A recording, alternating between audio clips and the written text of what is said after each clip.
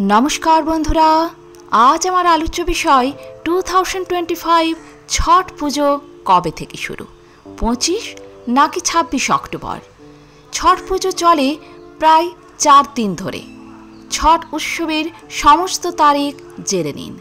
तो चलुन शुरू करा जाक।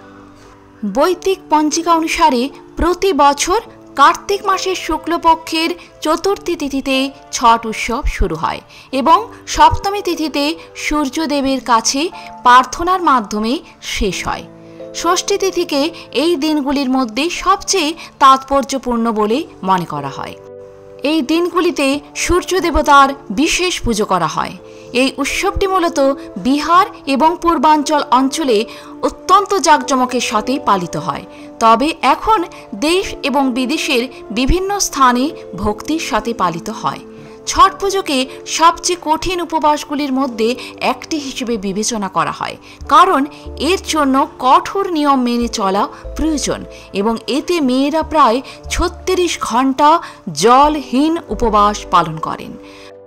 মায়েরা তাদের সন্তানের দীর্ঘায়ু, সুভবিষ্যৎ, রোগমুক্ত জীবন এবং সমৃদ্ধির জন্য প্রার্থনা করেন এবং উপবাস করেন।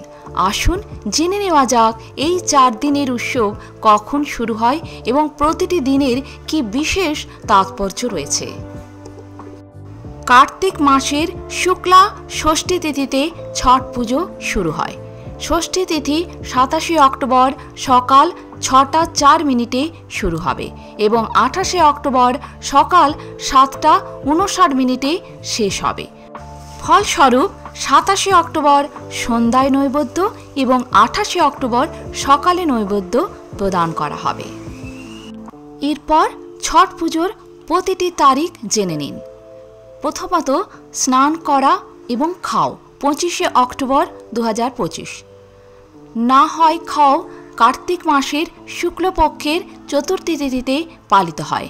এটি ছট পুজোর প্রথম দিন, যখন ভক্তরা নদী, পুকুর বা অন্যান্য পবিত্র জলে স্নান করে বিশুদ্ধ ও সাত্ত্বিক খাবার গ্রহণ করেন।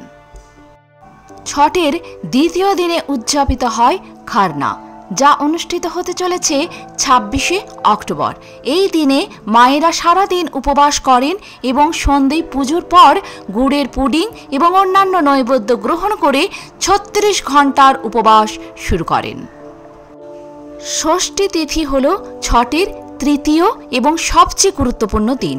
সূর্যাস্তের সময় মায়েরা নদী বা পুকুরে গিয়ে সূর্য দেবতার পুজো করেন এবং প্রার্থনা করেন, যেটি হতে চলেছে 27 অক্টোবর।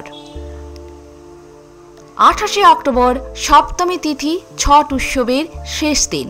এই দিনে মায়েরা উদীয়মান সূর্যের কাছে প্রার্থনা করেন এবং প্রসাদ বিতরণ করে তাদের উপবাস ভাঙেন, যা উৎসবের সমাপ্তি নির্দেশ করে।